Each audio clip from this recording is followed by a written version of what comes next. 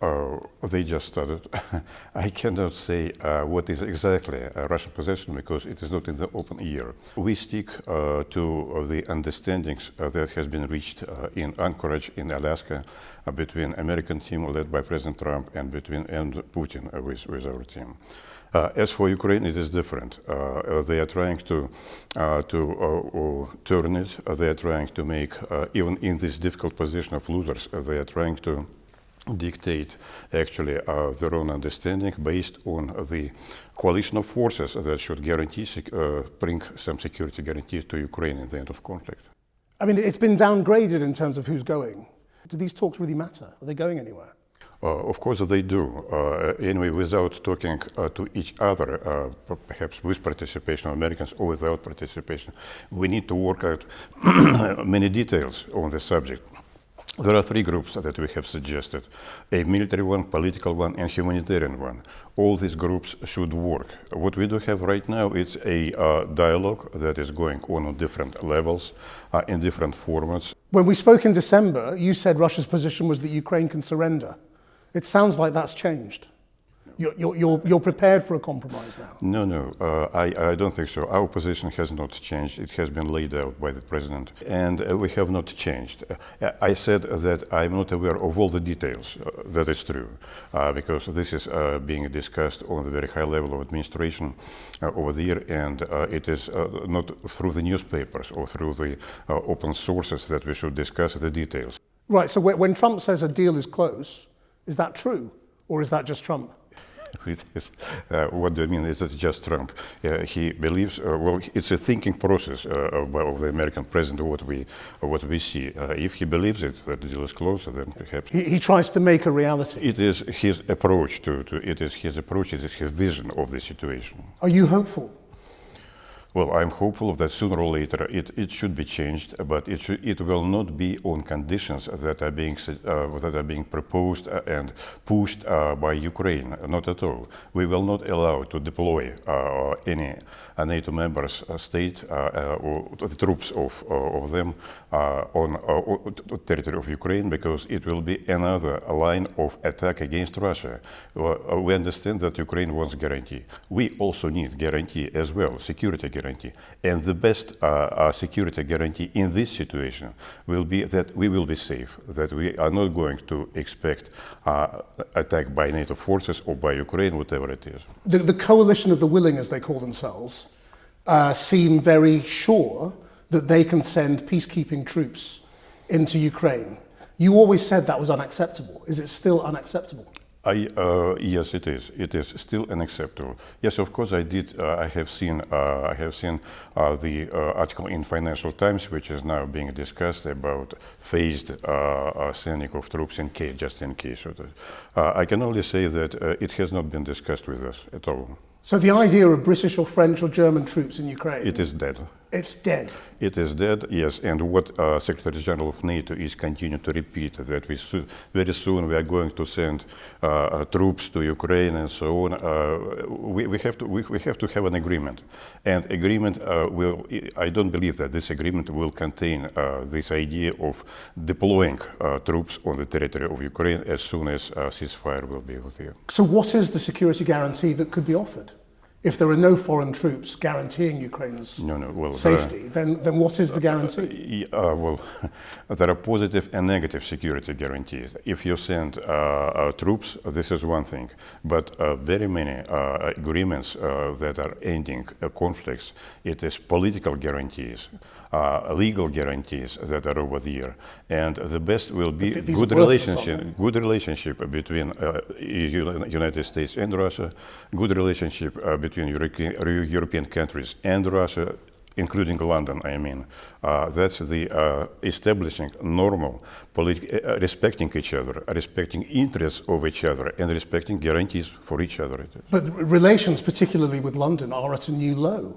Yes, with tit-for-tat expulsions. Yes, exactly. They're very low now. What I can say. Why did Russia expel a British diplomat? This was not our idea. We expelled British diplomat because he was actually part of he was linked to, we did not expel him. We just deprived him from accreditation. It's a different thing. because Effectively the he same. was linked to the intelligence society, so what I can say. I cannot reveal any details about that, it is just an established fact. Right, but it has taken the relationship to a new low. You were called into the Foreign Office again. No, we are playing this game. You think it's a game? This is not a game, of course. But it is a normal diplomatic practice. Britain has established zero tolerance to presence of intelligence officers without undeclared intelligence officers on its soil. Okay, we reacted the same, so it is also zero tolerance on the presence of intelligence officers on the Russian soil, undeclared. So what we have had is, we discovered that presence has happened, and we're taking measures. In the last few days, Russia has attacked civilian targets and energy infrastructure, and has announced that it has attacked energy infrastructure. Why are you attacking energy in the deepest part of winter, when people can freeze to death? There is a story behind it, and if you please listen to what I am going to say.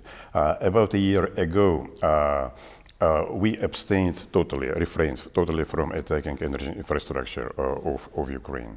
But differently, Ukraine has successfully targeted several refineries, oil production facilities across Russia. That was the case, and it was very much encouraged by London, by other Western capitals. They said Ukraine is successful in it. After a conversation with President Trump, President Putin said we are prepared to have a 1 month pause on attacking each other energy infrastructure. And we did so. Differently, Ukraine continued to strike our refineries and across Russia, and at that time Zelensky was saying, yes, Russian people should suffer. They should understand what is blackmail, what is blackout, and what are the preludes of the war and difficulties. We remember that. So now this is our answer. Coming to Ukraine what has happened this time. This is retaliation. In some way, it is not totally a retaliation, because the most important is that we should deprive the producing capacities of Ukraine, especially in Kyiv, because it is 50% of military production in Kyiv. So we are trying to cut off energy from this military production just to finish the conflict. And it is what is happening. Yes, it is. Yes, we have seen some difficulties in Kyiv as well, but it is mostly from their anti-missile, anti-aircraft stationary, so that's not very important. But the goal is that we are targeting those energy facilities that are supplying military production across the country. I mean, for 4 years we have asked you, is this worth the human price, both of Ukrainian civilians who used to be your countrymen, and of Russian soldiers. And the price has gone up and up and up as time goes on. How long will the Russian people carry on accepting these terrible losses of their young men in this war? Well, we have also losses in civilian sector as well, so because Ukraine is attacking Belgorod region, and last week How can it be worth it for a bit of eastern Ukraine? The threat that we have experienced is very serious, and it is existential.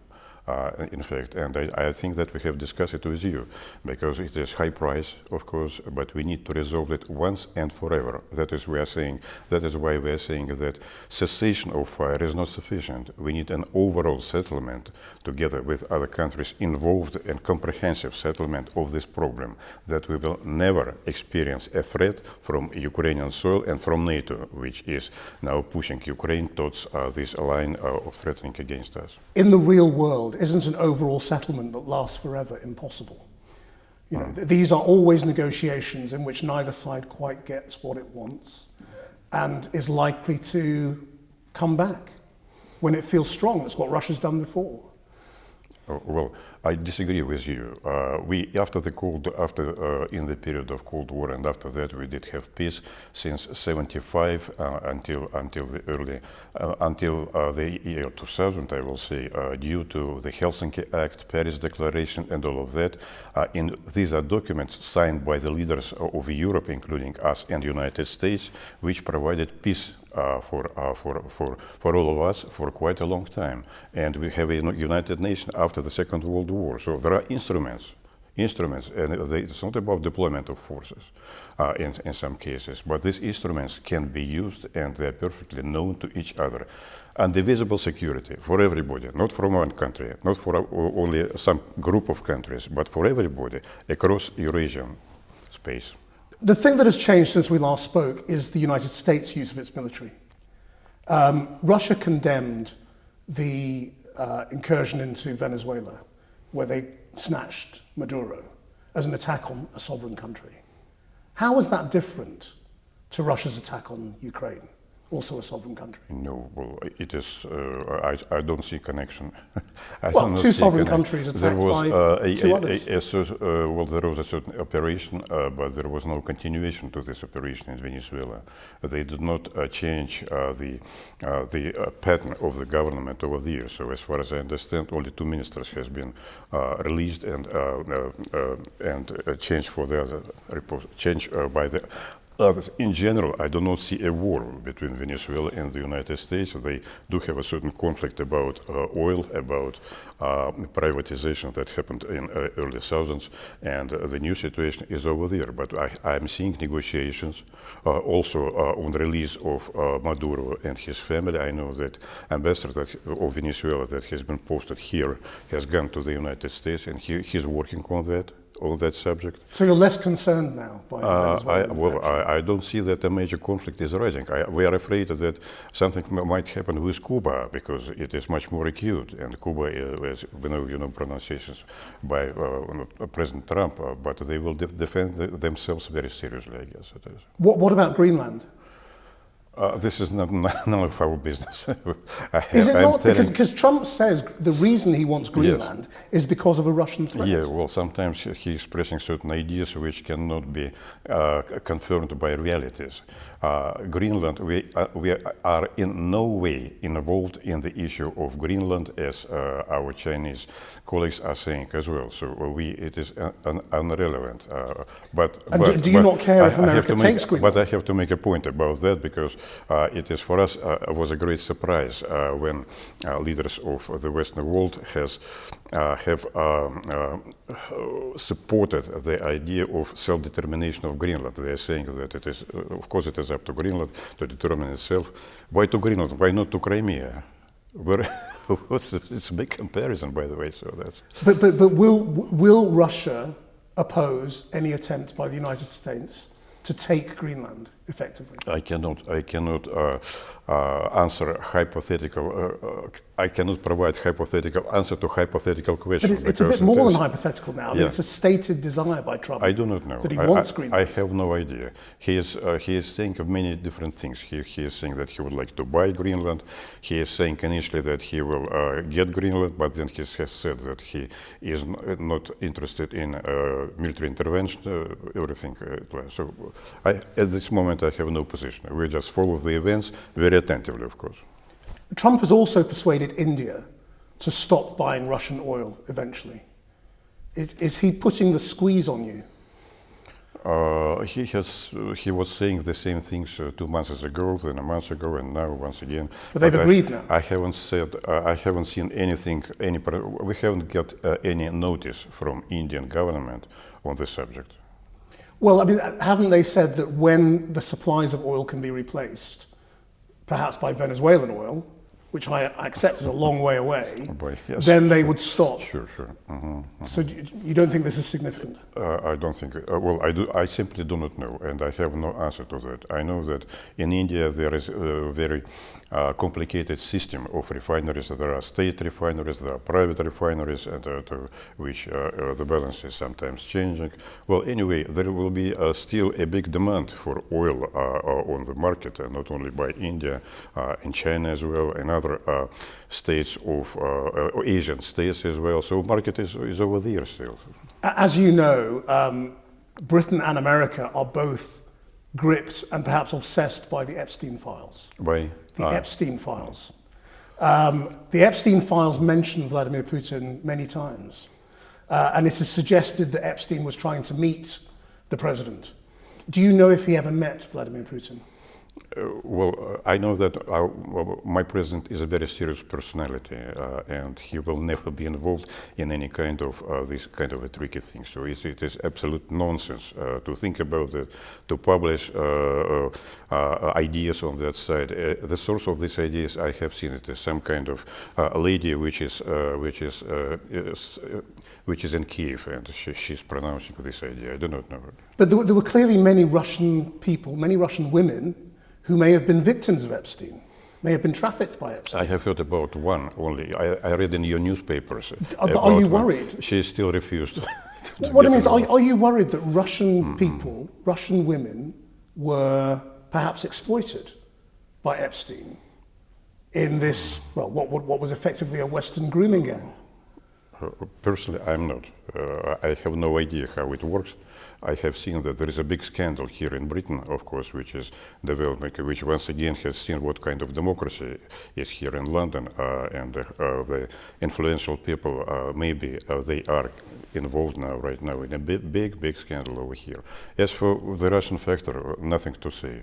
I don't believe that Epstein has ever been or ever has been connected to the political world in our side. Well, he was connected to your colleague at the United Nations, and there are communications between the Russian ambassador office, at least, and Epstein in an attempt to make contact. I mean, what seems to have been the case was that Epstein was trying to offer advice, intelligence to Russia. I suggest, I suggest we'd better take other topic to discuss, because I have not very attentively read all these articles about Epstein. I have seen that many members of royal families across Europe has been involved, but I don't remember that I have seen something about our UN ambassador. So I mean, the thing that people are saying though is was Epstein a Russian agent of some kind? Or you have Russian agents around the corner here in Germany or here in Great Britain. You are trying to find them. This is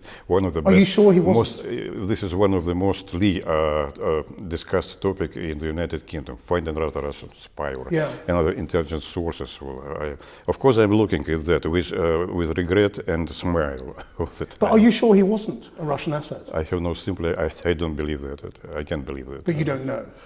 I don't. Of course, I do not know why. Why should I? No, I am in no position to know that thing. But given the situation, I know that he has been provided some information by Lord Mendelssohn, who is not today a lord. But as for this Russian connection, I even was not interested to read about that. Because a lot of politicians and analysts in Britain say, well, the people who will be very pleased about this are the Russians. Because they will look at the chaos in British government, they will look at the shame in the British royal family and say, this is good for us. You do have a chaos, that is true, in the British government because of the bad ruling, that is true. But I haven't seen much of interest towards this case in our media, really. Do you think it helps you strategically? In no way. When the West is obsessed by this? It's your business, it is your story, and it is your scandal, which is publicized now very widely. I don't believe that we have any interest in it at all. No, but perhaps you benefit. But perhaps you benefit. Why? Because governments... we are serious people. Political scandals, it is not in us. I don't believe that in the recent years you have heard any kind of political scandal that can be in Moscow, really politician involved. So this is not our world. I mean, if you are, you are serious people, I mean, the thing that is clearly shifting at the moment is what we regard as the world order. President Putin and President Xi have met again, and we've seen it. That this has been announced by both sides. Do you think the world is changing into a multipolar world now, in which Trump, Putin, Xi, perhaps Modi, are the people who rule their regions? This is not a new idea. It has been brought on the table by our Minister of Foreign Affairs, then Prime Minister Primakov. That's a long time ago. That is, we are moving towards a new multipolar world, and this is absolutely true. because after the Cold War, United States tried to dominate in the world, but it didn't happen. Actually, we have now multipolar world, which includes different states, not only those who are big states like Russia, China, or United States, but also medium-range states, small states, and what we need is respect for all. Respecting interests for every country, every government, and understanding it and trying not to confront. But of course, in the case that we have a sort I would say a cohesion of interests between big countries, then we need not to confront, but if we have differences, then we need to settle them without bringing them to confrontation. And do you believe if we have similar interests, then we need to move to promote them in the world for the benefit of the world, not for the case of confrontation. And do you believe the old institutions, the post-war institutions of the United Nations and other international organizations will uphold? Because clearly the Trump administration is trying to undermine them. Well, these are their view. They have actually abandoned some of the United Nations institutions, that is true, but they didn't abandon the Security Council. And I have to say that on the composition of the United Nations and on the pattern of work of the United Nations, we are in a full agreement with the United States, as well as with China. When you say you're in full agreement, I mean, Trump thinks the United Nations is... No, I'm speaking about failing. Not of secondary institutions, but on the main institutions, as Security Council, General Assembly, and all of that, US has stayed in. But the US is also creating the Board of Peace and has invited President Putin to join it. Right. I mean, as possibly a rival to the United Nations Security Council. There is a certain play of words in the thing, because initially everybody was thinking that this is a Council of Peace, which is in Russian the same, by the way, so board and the Council, but it is now a kind of a ruling board, the concept of which is unclear for us, and still we suggested that we can give $1 billion from the assets frozen in the United States to this Board of Peace. But we didn't sign up yet. It is we are still trying to understand what will be the role of this body. But of course, it cannot substitute the United Nations. It cannot. It cannot. No, in no way. Wouldn't a body like that inevitably become a rival to the United Nations?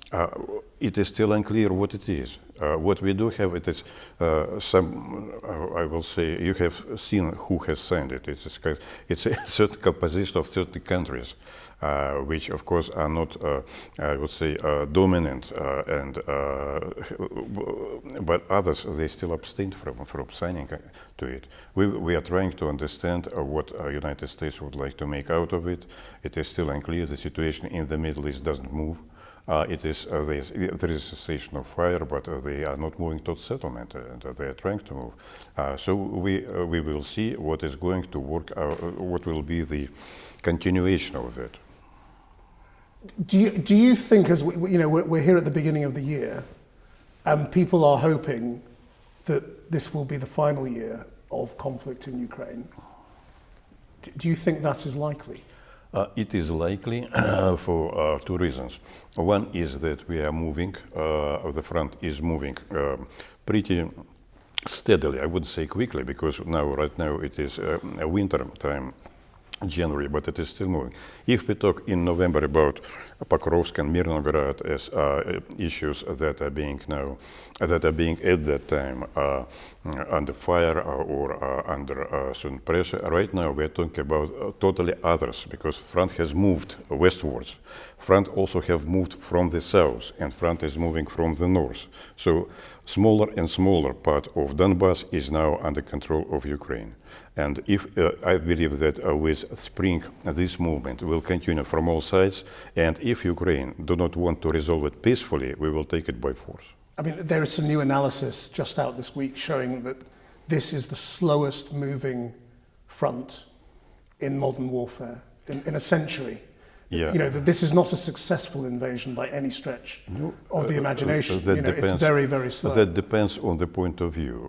We can do it like Americans has done it in Iraq, with a very strong blows on the cities by aviation, tanks, and all of that, like they crushed all cities in Iraq. But we are not doing that because we are trying to preserve a population, civilians, and all of that. So it is totally different war. It is slow, as President has said once, it is chirurgical type of war, very different one, very accurate one.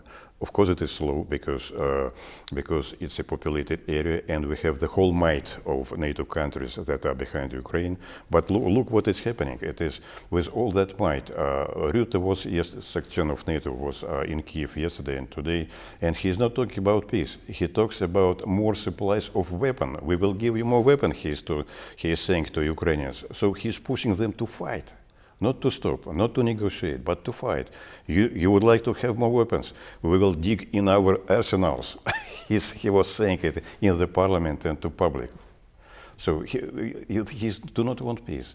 And here in London, they are never talking about kind of diplomatic efforts. And well, I have been in Foreign Office 2 days ago. We didn't talk about diplomatic efforts on that side. London is not interested in it. London is interested to push Ukrainians to fight and to continue to do harm to Russia. It is now, they are not talking about strategic defeat because it's impossible, but they still would like Ukrainians to fight. And you are interested in diplomacy, is that what you're saying? Absolutely. Because you said you're not prepared to compromise. But many times we stopped military actions, and in return we didn't get peace. And we know that Ukrainians are a very difficult partner in negotiating. They're very stubborn. They will lie. They will put upside down things. And even now, as I understand, in Abu Dhabi, they do not want to discuss central issues of Anchorage, where we have reached a certain composition of peace with Americans. They would like to discuss subsidiary issues, how it was said, collateral issues linked to the future settlement and the future construction of peace. The central elements of the concept, they are still beyond discussion, and they do not touch them upon. Ambassador, thank you very much. Thank you, too. Thank you for your time. Okay.